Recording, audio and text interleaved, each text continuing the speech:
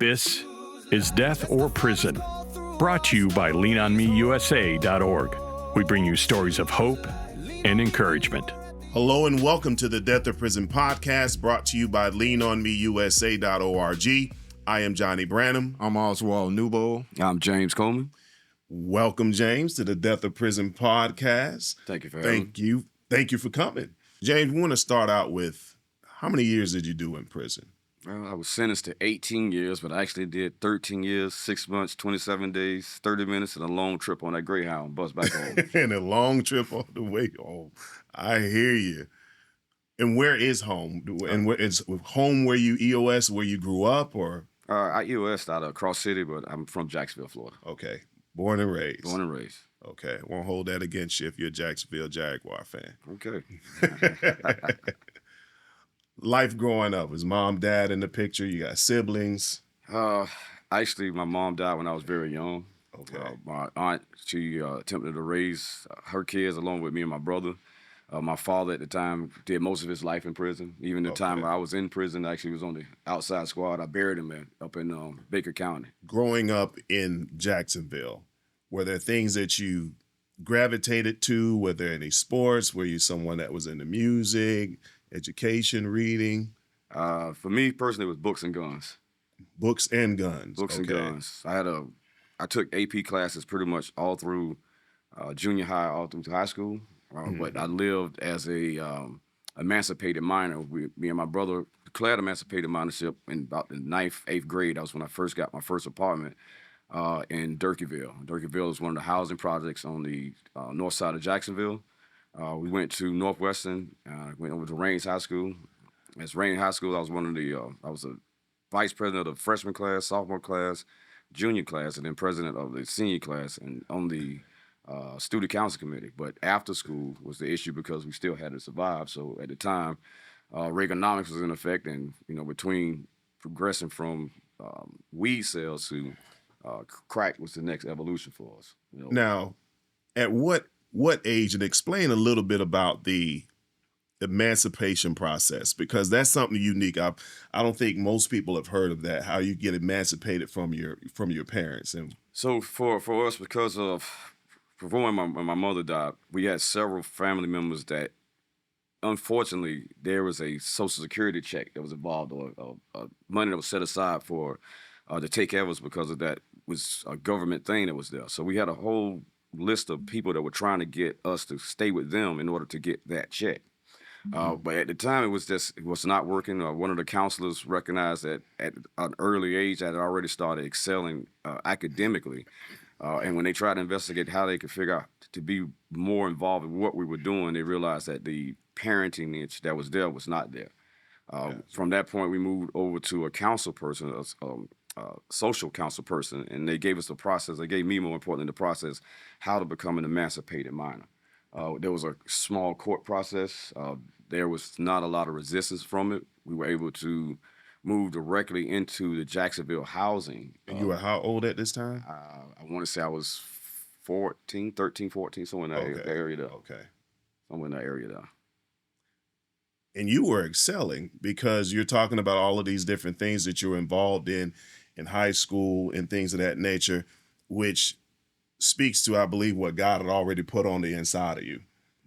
Were there any family members that tried to come around even after that kind of separation, when you're now living on your own, you and your brother? Well, we still had contact with our cousins.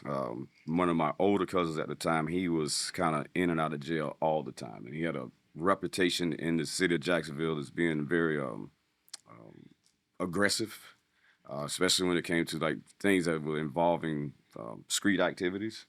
So they were worried that we were going to fall into that line. But one thing about the whole process of that, even with all that, dropping out of school was never a consideration for me and my brother. No matter what was going on, he made all city doing his first ring. At the time, I excelled in academics. It was just after school hours that we started getting into these other things. Where do you think, because that's phenomenal. I'm definitely saying I'm impressed from a young man, I hearing that. Where do you believe your drive came from at that age? I know we kind of look back and we can see oh, this is where it came from. But at that age, where do you think that drive came from? I always felt like excel? my mother was always watching over us. It wasn't until I came to really to understand it was not necessarily my mother, but God had His hands on me and my brother. So no Gotcha. matter what was going on, we never had a situation where we can't make it. Or it's just over. We can't go on from here. What's going to happen? We never. Even now as an adult, I tell my students all the time, it's like I'm running down the street with my eyes closed because my faith is there. You know, even before I knew what faith was, my faith was there. How many years apart are you and your brother? A year, I'm gonna say about a year and 6 months. You older, he's older. I'm older. You the older right there. So y'all pretty much moved around together. Yes. Y'all lived together, y'all ran together. It was Yes. y'all two, like two peas in the pot. Well, we had my older sister. She was a little farther ahead of us, but she was from another side of the parenting side. So she was kind of on her own maverick type thing. Okay. She passed actually on my birthday back in the early 80s. She had got involved in drugs. Like I said, they were giving us these Social Security checks. We didn't realize that the checks apparently we thought they had stopped, but apparently they were still going. And when they gave us an accumulated check, she stole that check.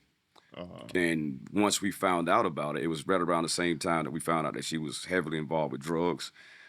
And then me and her had a huge falling out. And shortly after that, she came back on the day of my birthday. And we had a huge falling out. That same day, she attempted to rob a store and was killed in the store. Wow. That's hard. That was even though your sister, she got into her ways, did that like hit you hard, touch close to home? Even now, it's still like, you gotta think, everybody has a birthday. They wait all year to celebrate their birthday. Yeah. I dread my birthday. You very intelligent. You handling business in school, but you said was in school. It's after school hours when you were getting into things. What did that life look like generally after school hours?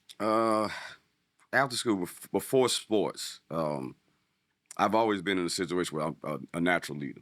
So given that we had an older cousin that was already in the game, he would give us products, and then we would have to figure out what we were going to do with them. Organizing that part became something that was really, it seems now, thinking back, it was too easy. It was just how to put who here, who to do this person's responsibility. In that concept, unfortunately, you grow popularity through a couple of different ways in certain areas, either through sports or through what you're doing out in the world. For us, we were the ones with the cars, with the clothes, with the, at a very young age in establishments and places where we shouldn't have been at. But at the time, it was all about, the big chains and bracelets and all that type of stuff. So we were those guys. And then going to school, it was like being two different people. Yeah. So at one point, I'm James in school, and in the world on the other side, I was Fila. So it's always been a duality conflict that's been there. So that's been, forever. Right. Go ahead. Okay. Did any of those excursions outside of school ever lead to any type of trouble with the law between either you or your brother?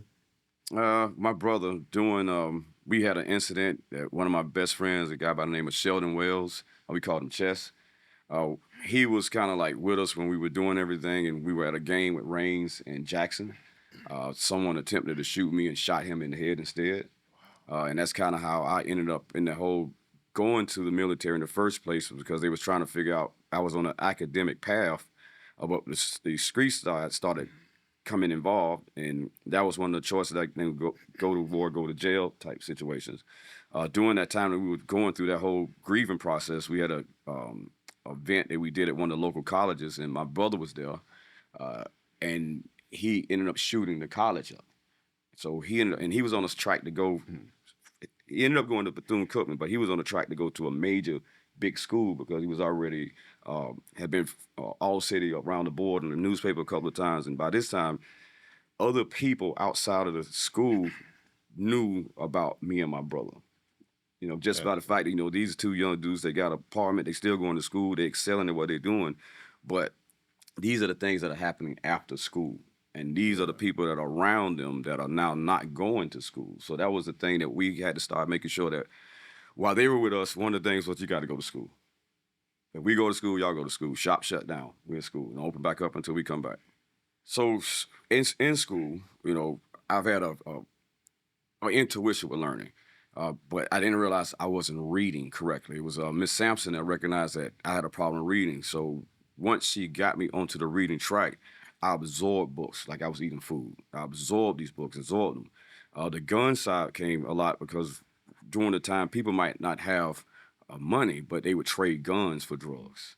So we ended up having more and more guns and anything, and then people would need to buy guns. And my brother kind of came that person that you would buy weapons and stuff from. So I was on that side of it. For me, I was still, by this time, school is coming to a close, so decisions have to be made. I had offers to go to FAMU and an offer to go to Bethune-Cookman. And after the incident with Sheldon being killed, being in school also was in ROTC as a form of trying to have someone to have governance over me and my brother. So Lieutenant Colonel Porter was over the ROTC. He took me under his wing. I became a cadet CO, and my brother went on to be first team, and Coach Day became Steve's mentor. So having those two focuses in our life kind of kept us when things got bad. That kept us in that track to kind of move us forward, to kind of progress us where we need to be at. Your military career. Yes, sir. You were in what branch and Army. What were you doing?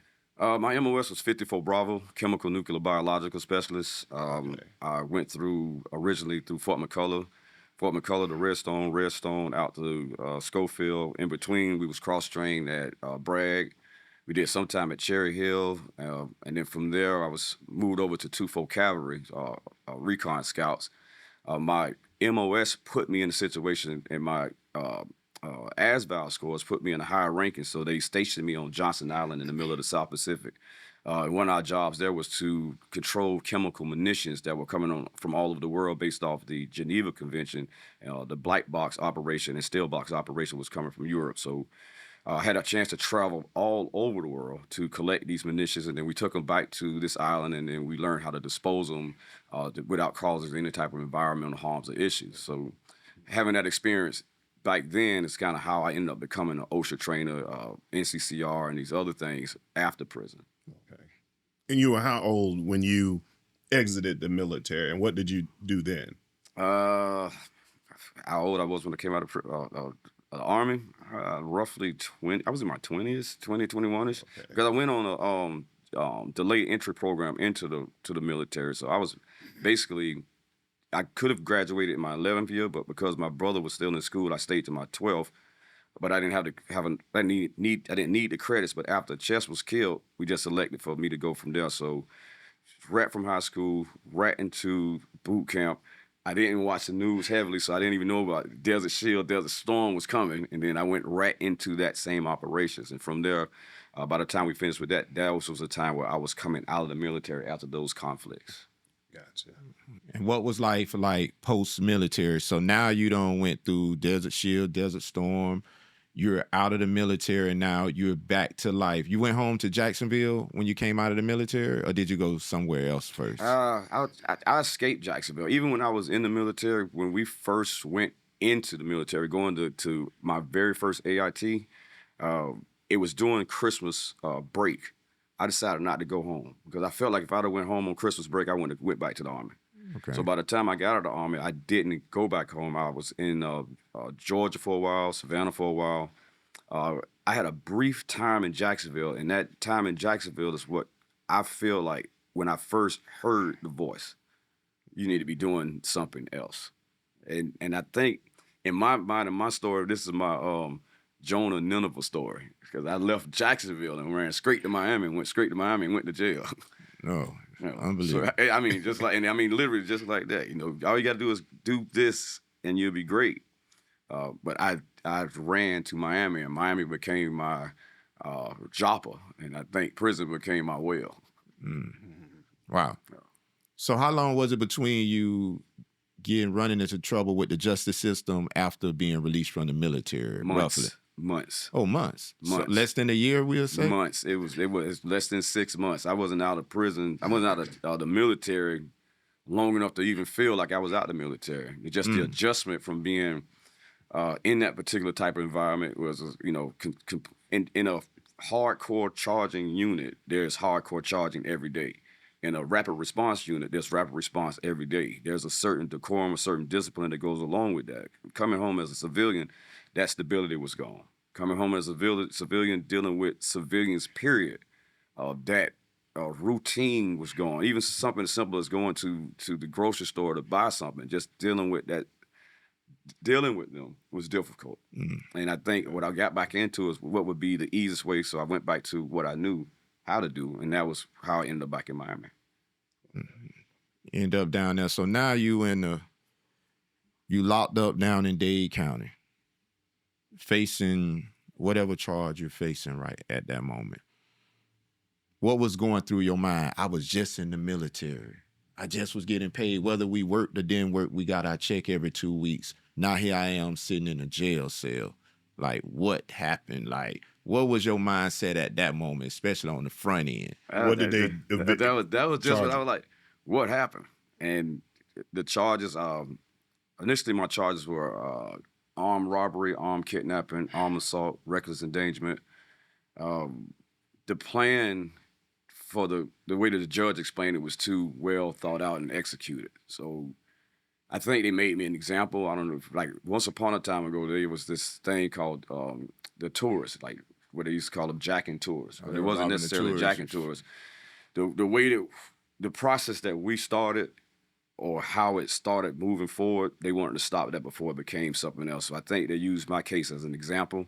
The case that was before me was Green's case where the German tourist was killed. My case was the case where we actually took the shuttle bus itself full with Norwegian tourists. So it had never been done before, and it made a lot of news coverage at the time. And unfortunately, on one side, you do things that are bad, and then on the other side, people that are into bad things see it as something that's impressive. So going into the system, we were on the news like all the time. So it wasn't I was totally blown away. I was just totally shifted from one environment to another, almost like overnight. When you're in the county jail now and they're telling you, obviously they don't always start out with what it is that you end up with. Mm-hmm. What are they saying that you're looking at? And then how are you processing that? And is there any type of spiritual guidance during that time? At the time, they was looking at 25 years, and that was before, and that's between whether it's going to be, what is it, back-to-back or what? What, consecutive or concurrent? Yeah, concurrent. That was the whole thing, and then individually, based off every person that was on the vehicle when the vehicle was removed from the airport, would those be individual charges or would that be one case as one thing? So that was a huge thing. So even the process of getting to that point. So when I say that there was a wait to try to allow the publicity to go down, I went through Dade County, Stockade, Metro, all of those. And in the process of doing that, the light just kind of came back into me, and I was in the shower one night, and I remember breaking down crying in the shower. And the guy that used to do the every night before we go to sleep, he would come out and he'll read something out of the Bible or give you some words of wisdom and that type of stuff. And one day, one of the ladies, the female CEOs, asked me, "Can you go up and say something tonight that might inspire me?" I mean, that from that point on, for almost a year and a half, I was Rev in the dormitory. Almost a year and a half, and those folks in this high-profile cells I was in were destined for. I mean, it wasn't a way. If God would have intervened all the way, they would have intervened all the way. But for the most part, those folks already knew that they were heading up the road. Even with mine, I knew that at that point I was going to do some type of time. Full circle. You mentioned Jonah, and I can see you as Jonah now because you're in the midst of this steel fish. And you're actually doing exactly what God intended for you to do before you ran. Right. I was in the county jail facing 6 life sentences, heard the audible voice of the Lord say, "Teach my word." Right. And I began to be that Rev, if you will, in the county jail. at that point of transformation, because there's a transformation that's taking place. You know it. You're going up there. It's not just you go up there one night. You're going up there night after night after night after night.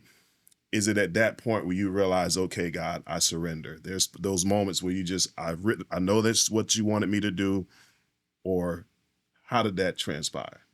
God had to work on me a little bit. I might have been a thick-headed soldier.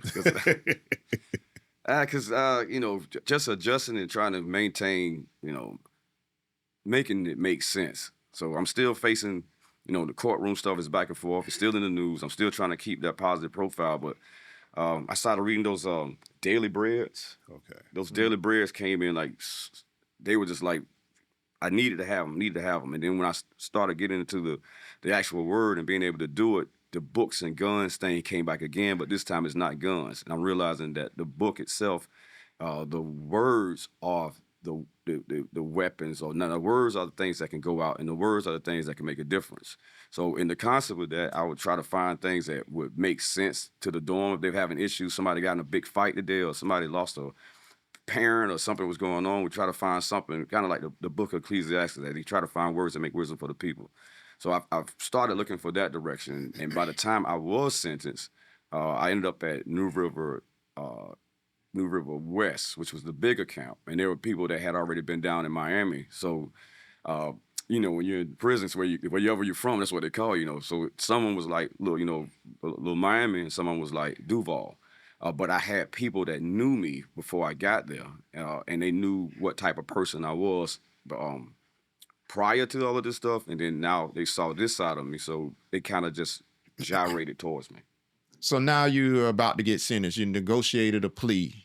You take the plea, or it's your day in court. What does that day in court look like when you anticipating taking the plea? Was it crowded? Was it your family? Was the media there? Like, what is like? You said it was a high profile case. So the media was there, definitely there.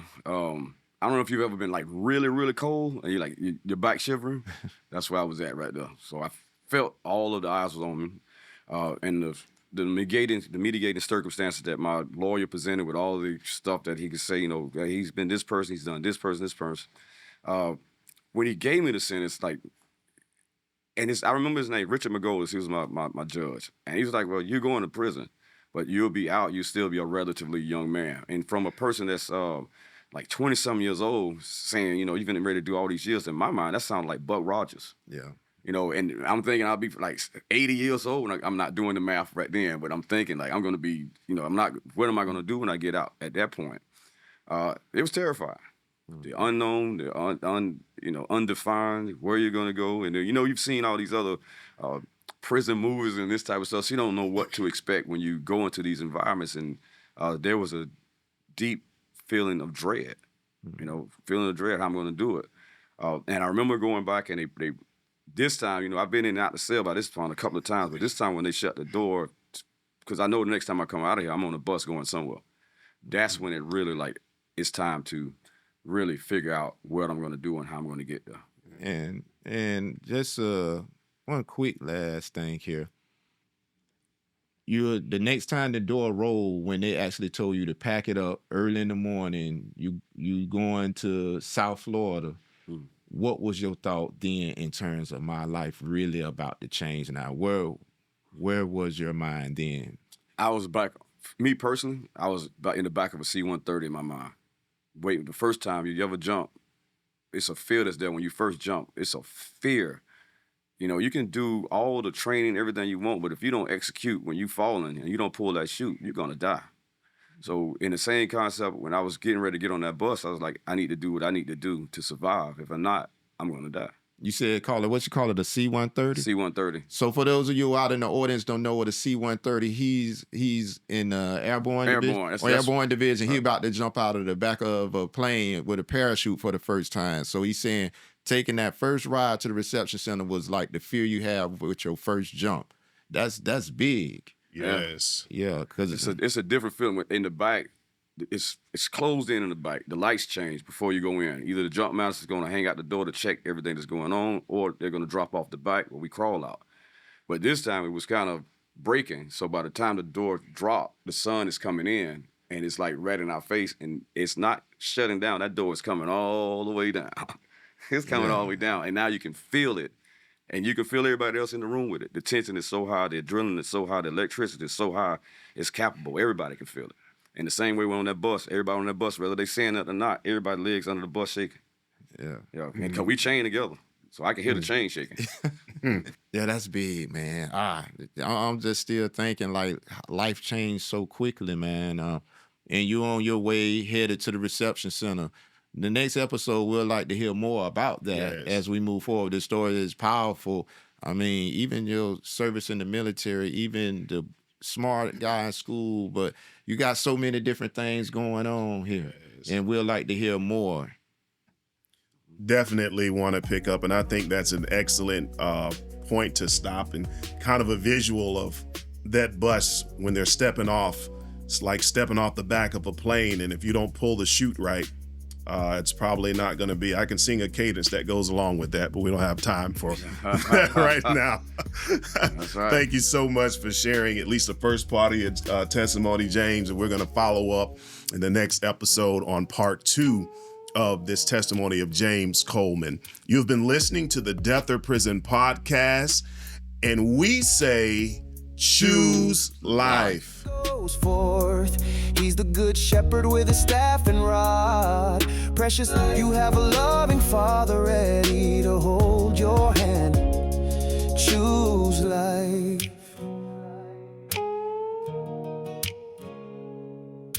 The victories we count are for the glory of God.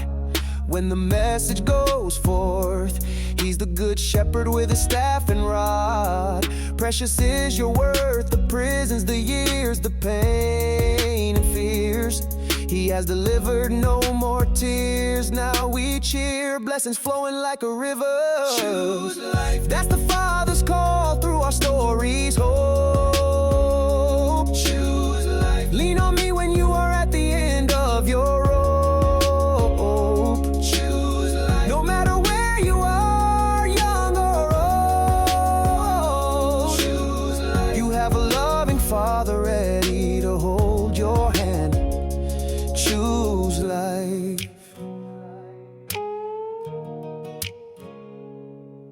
The victories we count are for the glory of God. When the message goes forth, he's the good shepherd with a staff and rod. Precious is your worth, the prisons, the years, the pain and fears. He has delivered no more tears. Now we cheer, blessings flowing like a river. Choose life. That's the Father's call through our stories. Hope. Choose life. Lean on me